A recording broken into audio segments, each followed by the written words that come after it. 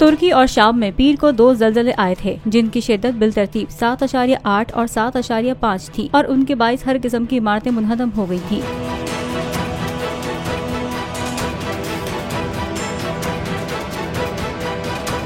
ज़लज़ले के बाद जहां मईशत को नुकसान पहुंचा, वहीं तुर्किया के शहर इस्कंदरोन में ज़लज़ले के बाद सतह समंदर में इजाफा हो रहा है। ज़लज़ले से मुतासरा इस शहर की सड़कें और गलियां पानी में डूब रही हैं। 7.7 और 7.6 के 2 ज़लज़लों के बाद इस्कंदरोन में समंदर की सतह में लगभग 200 मीटर इजाफा हुआ है। सड़कों पर पानी होने के बायस शहरियों को मुश्किलात का सामना है। गाड़ियाँ भी पानी में डूबी हुई हैं।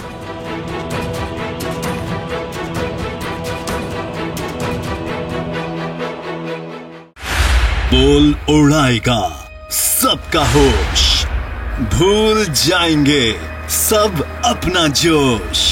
देखिए पाकिस्तान की सबसे बड़ी PSL ट्रांसमिशन सकलैन मुश्ताक, रमीज राजा, सुहेब अलवी, जमील फारूकी और फहीम खान के साथ खेल का जुनून रोजाना रात 11 बजे सिर्फ बोल न्यूज पर। सब्सक्राइब करें और बेल दबाएं ताकि कोई खबर रह न जाए।